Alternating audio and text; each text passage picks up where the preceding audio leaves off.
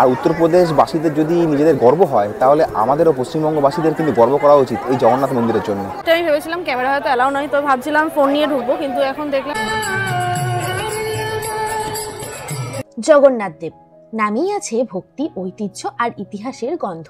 আমরা সবাই জানি পুরীর জগন্নাথ মন্দির কতটা বিখ্যাত, হাজার হাজার পুরনো রথযাত্রার কেন্দ্রবিন্দু। আর এখন এটাও আমরা জানি সমুদ্রের আরেক প্রান্তে আমাদের প্রিয় দীঘাতেও গড়ে উঠেছে এক অপরূপ জগন্নাথ মন্দির। চলো একসাথে ঘুরে আসি সেই নবনির্মিত মন্দির থেকে।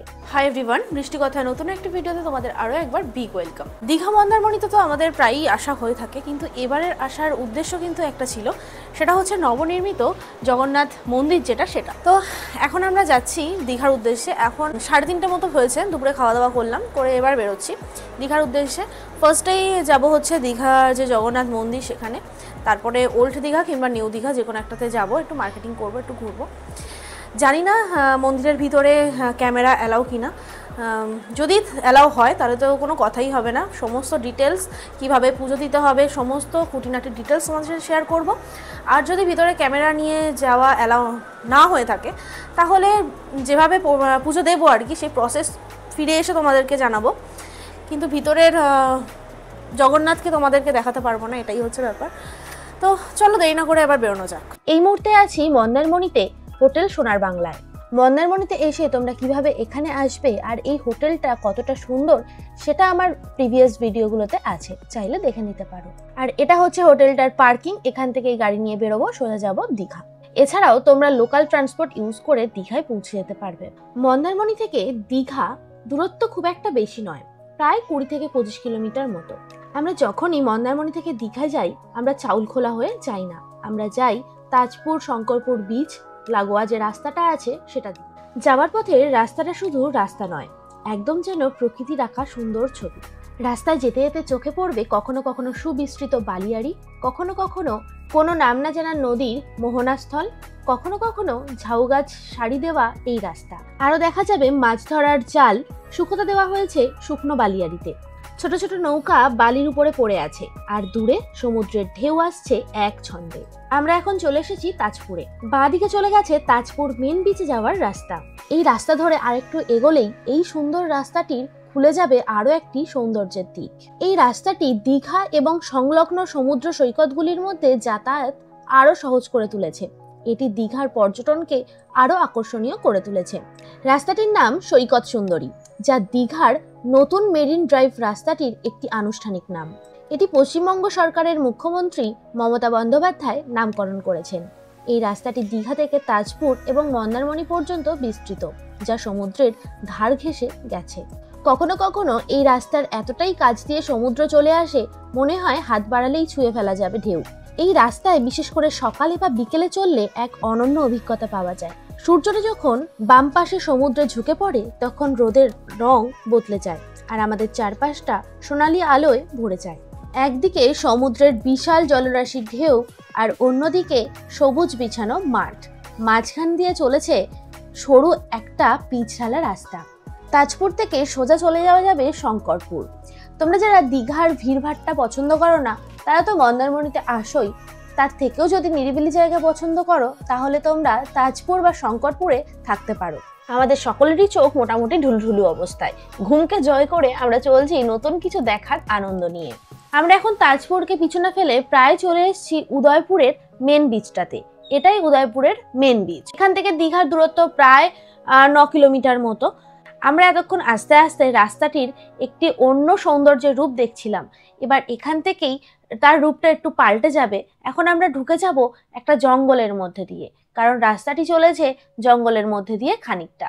তারপরে আমরা উঠে যাব মেন রোডে, আর সেখান থেকেই পৌঁছে যাব দীঘাতে।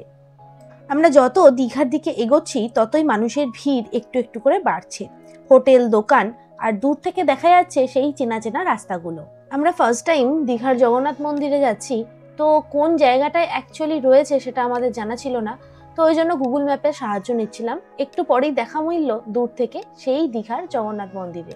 পুরীর মন্দিরের আদলে তৈরি এই জগন্নাথ মন্দির ধীরে ধীরে হয়ে উঠেছে একটি নতুন তীর্থক্ষেত্র, যেখানে সমুদ্রের গর্জনের মাঝে ভেসে আসে শান্তির ধ্বনি। মন্দিরটিতে ঢোকার আগে আরও একটি সুন্দর জিনিস আপনাদেরকে আকর্ষিত করবে, সেটা হচ্ছে ওই যে দূরের চৈতন্য গেট।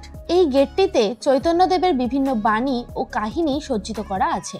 ওখানে থাকা পুলিশের সাহায্য নিয়েই আমরা চলে আসলাম পার্কিং এরিয়াটাতে। এটাই হচ্ছে পার্কিং এরিয়াটা, দেখতেই পাচ্ছ কতটা বড়, অনেক গাড়ি রাখার ব্যবস্থা এখানে রয়েছে। আসার সময় দেখলাম তো মারাত্মক ভিড়, মানে সে লাইন পুজোর লাইনের থেকেও মানে বিশাল বিশাল লাইন, মানে দেশপ্রিয়র পার্কের লাইন বোধহয় হার মানাবে। যাই হোক, আমরা যাচ্ছি, শুনলাম ক্যামেরা অ্যালাউ, তো জানি না কতদূর পর্যন্ত দেখাতে পারবো, যাচ্ছি চলো। পার্কিং থেকে বেরিয়ে এরকম সোজা রাস্তা আছে, যেই রাস্তা ধরে গেলেই আপনি মন্দিরের মধ্যে সহজে ঢুকে যেতে পারেন। কিন্তু মন্দিরের মধ্যে ঢুকতে গেলে আপনাকে জুতো খুলতে হবে এবং বড় ব্যাগ আর ব্যাগের মধ্যে বেশি কিছু নিয়ে মন্দিরের ভিতরে ঢোকা যাবে না। তার জন্য ডান দিকে দেখতে পাবে কিছু রুম করা আছে, যেই রুমগুলোতে জুতো বা আপনার অন্যান্য জিনিস নিরাপদে রাখতে পারবেন কোনো মূল্য ছাড়াই। জুতো খুলে ব্যাগপত্র রেখে একটা টোকেন দিয়েছে, সেটা নিয়ে আমরা চলে এসেছি। এখন যাচ্ছি গেটের দিকে, যেখান থেকে আমরা ঢুকবো। গেটে সিকিউরিটি চেকিং ছিল, আপনার ব্যাগ আপনাকে চেক করে তবেই ওরা মন্দিরের ভিতরে ঢুকতে দেবে। এটাই হচ্ছে এন্ট্রান্সটা। মন্দিরের এখনো অনেক কাজই বাকি, আন্ডার কনস্ট্রাকশনে রয়েছে। আমরা এখন প্রায় পৌঁছে গেছি মন্দিরে। বাইরে থেকেই এর সৌন্দর্য আর ভক্তিভাব বোঝা যাচ্ছে। মন্দিরে ঢোকার আগে চারপাশটা সুন্দর করে দেখছিলাম, অনেকটা জায়গা নিয়ে গড়ে উঠেছে এই মন্দিরটা। তোমরা ডান দিকে দেখতে পারবে 3টে রথ দাঁড় করা রয়েছে। যত এগোচ্ছি ততই মানুষের সমাগম বাড়ছে। গিয়ে দেখলাম ওই জায়গাটা জমায়েত হয়েছে বেশ কিছু মানুষ। কেন সেটা জানার জন্যই একটু এগিয়ে গেলাম। আমাদের মুখ্যমন্ত্রী মমতা বন্দ্যোপাধ্যায় দীঘায় 2018 সালে পুরীর আদলে জগন্নাথ মন্দির তৈরির কথা ঘোষণা করেছিলেন, যে মন্দির এবছর অর্থাৎ 2025 সালের 30শে এপ্রিল উদ্বোধন করা হয়। মন্দিরটি 20 একর জমির উপরে গড়ে উঠেছে, আর এই মন্দির নির্মাণের দায়িত্ব দেওয়া হয়েছিল হিডকোকে। মন্দিরে ঢুকতেই দেখিয়েছিলাম একটা জায়গায় অনেক মানুষের ভিড় ছিল, আসলেই সেখানে নাচ গান হচ্ছিল।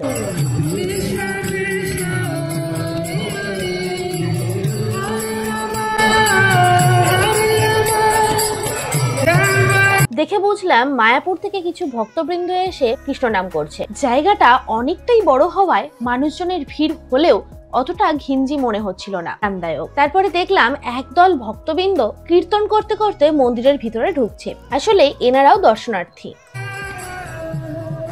জনস্রোতে গা ভাসিয়ে আমরাও ভিতরে ঢোকার চেষ্টা করলাম আর ঢুকেও গেলাম। এই জায়গাটা একটা গেট মতো করা রয়েছে, এর ভিতরে পূজিত কোনো মূর্তি নেই। এখানে সুন্দরভাবে একটা অ্যাম্বিয়েন্স তৈরি করার চেষ্টা করা হয়েছে। এটা অ্যাকচুয়াল কি পারপাস ব্যবহার করা হবে এখনো পর্যন্ত আমার অজানা।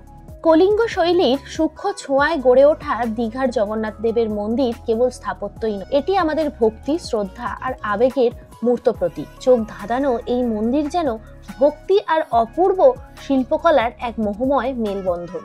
মন্দিরটির উচ্চতা 213 ফুট। এই মন্দিরটি নির্মাণে রাজস্থানের বংশী পাহাড়ের বিখ্যাত বেলে পাথর ব্যবহার করা হয়েছে। ভেবেছিলাম এই গেট দিয়েই হয়তো মন্দিরের ভিতরে ঢুকবো, কিন্তু ঢুকে দেখলাম না, আগেরটির মতোই এটি একটা গেট করা রয়েছে। তবে আগের গেটটি থেকে এটা আরো বেশি সুসজ্জিত। এখানে বিষ্ণুর যে স্বয়ংরত মূর্তি সেটা এখানে করা রয়েছে। লাস্ট গেট থেকে বেরিয়েই এখন আমরা অ্যাকচুয়াল মন্দিরের সামনে। সেই সুবিশাল মন্দির, পুরীর যে মন্দির আমাদের মনের মধ্যে আঁকা রয়েছে তারই একটা প্রতিচ্ছবি যেন দেখতে পাচ্ছি চোখের সামনে। কি সুন্দর তার রূপ, আর কিছুই লাগবে না, এখানে চুপচাপ বসেই কাটিয়ে দেওয়া যাবে এক প্রহর। তোমরা যারা এখনো পর্যন্ত আসনি, আমি রিকোয়েস্ট করব তারা অবশ্যই একবার ঘুরে যেও। এবার ফাইনালি আমরা ঢুকতে চলেছি সেই দীর্ঘ অপেক্ষিত মন্দিরটির ভিতরে। এই বিশাল সুসজ্জিত কক্ষে ঢুকেই তুমি ভগবানের দর্শন পাবে না। এটা হচ্ছে মানুষের বিশ্রামের জন্য করা একটা বিশাল কক্ষ। কক্ষটির ভিতরে ঢুকে কারুকার্য দেখে আপনি সত্যিই অবাক হবেন। কি দারুণভাবে নিখুঁতভাবে তৈরি করা হয়েছে এই সুন্দর মন্দিরটি। অন্য মন্দিরে ঢুকতে গেলে তো ফোন, ক্যামেরা কিছুই অ্যালাউ করে না, এখানে অ্যালাউ করেছে। আর এই সুন্দর দৃশ্যগুলো যে আমি ক্যামেরা বন্দি করতে পেরেছি তার জন্য আমি ভীষণভাবে আনন্দিত। অবশেষে চলে এসেছে সেই ক্ষণ, যে ক্ষণে আপনি ভগবানের দর্শন পাবেন। এখানে আসতেই আপনার হাত আপনার অজান্তেই উপরে উঠে যাবে, হৃদয় থেকে বেরিয়ে আসবে জয় জগন্নাথ। মন্দিরের ভিতরটা খুবই শান্ত। আশা করছি ভাষায় প্রকাশ করে তোমাদেরকে বোঝাতে হবে না এই জায়গার অ্যাম্বিয়েন্সটা ঠিক কতটা সুন্দর ছিল। আপনার সামনে পিছনে একটাই ধ্বনি শুনতে পাবেন, জয় জগন্নাথ। আর আপনিও তাদের সাথে গলা মেলাতে বাধ্য হবেন জয় জগন্নাথ বলে। অন্য জায়গায় যেমন ধাক্কাধাক্কিতে আপনি ভগবানের মুখটুকুও সুন্দরভাবে দেখতে পারেন না, এখানে কিন্তু এমন নয়। এখানে অনেকক্ষণ ধরে আপনি ভগবানকে দেখতে পারবেন। যদিও এখনো পর্যন্ত এই রকম সিচুয়েশন আছে, পরবর্তীতে সিচুয়েশন অন্যরকম হবে কিনা সে কথা তো আমি বলতে পারি না। এবারে আসি পুজো দেওয়ার ব্যাপারটাতে। আমরা যখন গিয়েছিলাম তখনও পুজো দেওয়ার ব্যাপারটা শুরু হয়নি। এখানে পুজো দিতে গেলে আলাদা করে পুরোহিতের সাথে কথা বলে আপনাকে পুজোর ব্যবস্থা করতে হবে। আশা করব ভবিষ্যতে এখানে সর্বসাধারণের জন্য পুজো দেওয়ার ব্যবস্থা অবশ্যই করা হবে। মন্দিরের আশেপাশেই ছোট ছোট মন্দিরের মধ্যে শ্রী বিষ্ণুর এরকম মূর্তি করা ছিল। ভিতরে গেলাম আর ভিডিও তো দেখালামই। ভিতরে ক্যামেরা অ্যালাউ, ফার্স্ট টাইম ভেবেছিলাম ক্যামেরা হয়তো অ্যালাউ নয়, তো ভাবছিলাম ফোন নিয়ে ঢুকবো, কিন্তু এখন দেখলাম ক্যামেরা অ্যালাউই আছে, কোনো অসুবিধা হয়নি। আর ভীষণ সুন্দর, যদি এখনো পর্যন্ত না আসো চলে এসো ঝটপট, খুব ভালো লাগবে, মানে দারুণ। এখানে ভগবান জগন্নাথের সাথে রয়েছে বলরাম ও সুভদ্রা। মন্দিরে রথ খুব জাঁকজমকভাবে অনুষ্ঠান করা হয়েছে। প্রত্যেকদিন সন্ধ্যেবেলা সন্ধ্যা আরতির ব্যবস্থা থাকে, হাতে সময় থাকলে সেটা একদম মিস করবে না। উত্তরপ্রদেশে রাম মন্দির হয়ে যদি হিন্দু সমাজ আর উত্তরপ্রদেশবাসীদের যদি নিজেদের গর্ব হয়, তাহলে আমাদেরও পশ্চিমবঙ্গবাসীদের কিন্তু গর্ব করা উচিত এই জগন্নাথ মন্দিরের জন্য। এটা কিন্তু সত্যি দারুণ। হ্যাঁ, ধাম বলা যায় না, ধাম বলাটা ঠিক না, ওটা পুরীতেই আছে জগন্নাথ ধাম, কিন্তু এটা কিন্তু সত্যি খুব সুন্দর করেছে। হ্যাঁ ঠিকই, দীঘায় এই জগন্নাথ মন্দিরকে ধাম বলা নিয়ে অনেক বিতর্ক দেখা গেছে। ধাম শব্দটি হিন্দু ধর্মে একটি পবিত্র তীর্থক্ষেত্র বোঝাতে ব্যবহার করা হয়, যেখানে ঈশ্বরের বিশেষ বা স্থায়ী উপস্থিতি রয়েছে বলে বিশ্বাস করা হয়। আমাদের হিন্দু ধর্মে যে 4টে ধামের কথা বলা হয় তা হলো বৈদ্রীনাথ, দ্বারকা, রামেশ্বরম আর পুরীর জগন্নাথ, যা কিন্তু পরিবর্তনশীল নয়। মন্দির চত্বরে অনেকক্ষণ বসেছিলাম। এখানে একটা আর্টিফিশিয়াল ভাবে পদ্ম পুকুরও তৈরি করার চেষ্টা করা হয়েছে, আর এটা হচ্ছে যোগ্য করার স্থান। যেতে যেতে চোখে পড়লো। এবার আমাদের বেরিয়ে যাওয়ার পালা। আমরা সোজা চলে আসলাম পার্কিং এ, তারপর ওখান থেকে গাড়িটা নিয়ে বেরিয়ে পড়লাম আমাদের দীঘা মার্কেটের উদ্দেশ্যে। কার পার্কিং এ 50 টাকা নিয়েছিল। তখন সবে বিকেলটা পড়েছে, আকাশে তখনও আলো। তখন থেকেই সেজে উঠছে জগন্নাথ মন্দির। যেতে যেতে এই দৃশ্যটা যেন আরো আকর্ষিত করলো। দিনের আলোতে মন্দিরটি কতটা সুন্দর লেগেছে সেটা তোমাদেরকে দেখালাম। রাতে কতটা সুন্দর লাগবে সেটার আভাস নিশ্চয়ই এখান থেকেই তোমরা বুঝতে পারছো। আলোর সাজে মন্দিরটা দেখতে একেবারে স্বর্গের মতো দেখাচ্ছে। দেওয়াল জুড়ে ছোট ছোট বাতি, প্রবেশদ্বারটাও সুন্দরভাবে সাজানো হয়েছে। তখন সূর্যটা ধীরে ধীরে পশ্চিমে হেলে পড়ছে, আকাশের রঙও বদলে গেছে হালকা সোনালিতে। দূর থেকে ভেসে আসছে ঘন্টার শব্দ আর ভক্তদের প্রার্থনার ধ্বনি। চারিদিকটা যেন একটি শান্তির বলয়ে মোড়ানো। সব মিলিয়েই তৈরি হয়েছে এক মায়াবী পরিবেশ। এই সময় পুরোহিতরা সন্ধ্যারতি শুরু করেন। ঘন্টা, শঙ্খ, ঢাকের শব্দে চারপাশ জেগে ওঠে। এক মুহূর্তের জন্য যেন সব থেমে যায়, শুধু থাকে ঈশ্বর আর ভক্তের মিলন। চলো আরো একবার জয় জগন্নাথ বলে এই জায়গা থেকে বিদায় নেওয়া যাক। এবার আবারও একবার ঘুরে আসা যাক সমুদ্র সৈকত থেকে। এবার সোজা চলে যাব আমাদের সকলের প্রিয় দীঘার সেই বিচে। দীঘায় এসে গাড়ি পার্কিং এর একটা প্রবলেম তো থেকেই যায়। যাই হোক, আমরা একটা ছোট জায়গা পেয়েছি, সেখানেই গাড়িটা পার্ক করে এবার যাচ্ছি সমুদ্র সৈকতের দিকে।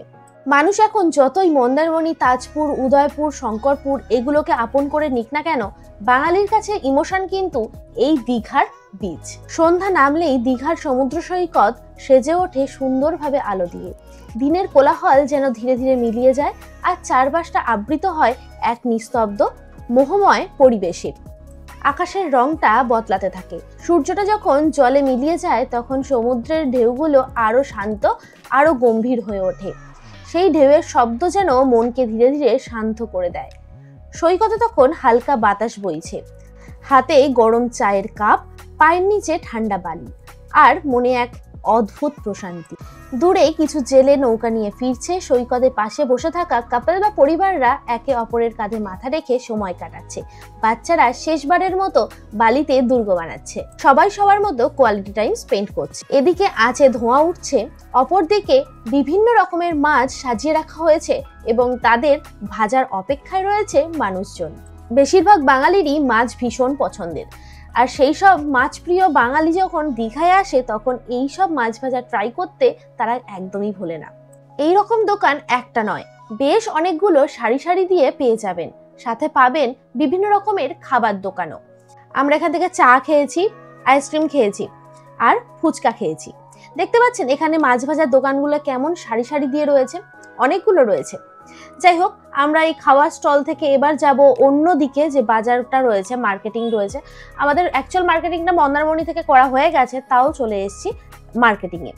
বাজারের দুপাশে সারি সারি দোকান, কেউ বিক্রি করছে ঝিনুকের তৈরি গয়না, কেউ কাঠের হাতের তৈরি শোপিস, কেউ বা রঙিন চামড়ার চটি, হ্যাট আর টি শার্ট। লোকজন হাঁটাহাঁটি করছে, কেউ দামাদামি করছে, বাচ্চারা খেলনার দোকানে দাঁড়িয়ে জেদ করছে, কাপেলরা হাতে হাত ধরে ঘুরে বেড়াচ্ছে, আর চারপাশ এক উজ্জ্বল উচ্ছ্বসিত প্রাণের স্পন্দনে ভর্তি।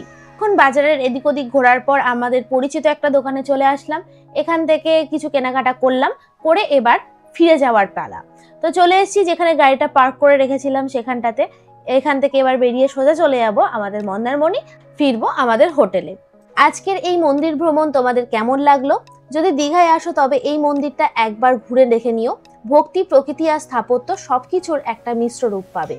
ভিডিও ভালো লাগলে লাইক, শেয়ার, কমেন্ট করতে ভুলো না। আর হ্যাঁ, সাবস্ক্রাইব করে পাশে থাকো, বেল আইকনটা বাজিয়ে দিও, যাতে এমন আরো সুন্দর ভিডিও তোমাদের কাছে পৌঁছে যায়। ভালো থেকো, সুস্থ থেকো।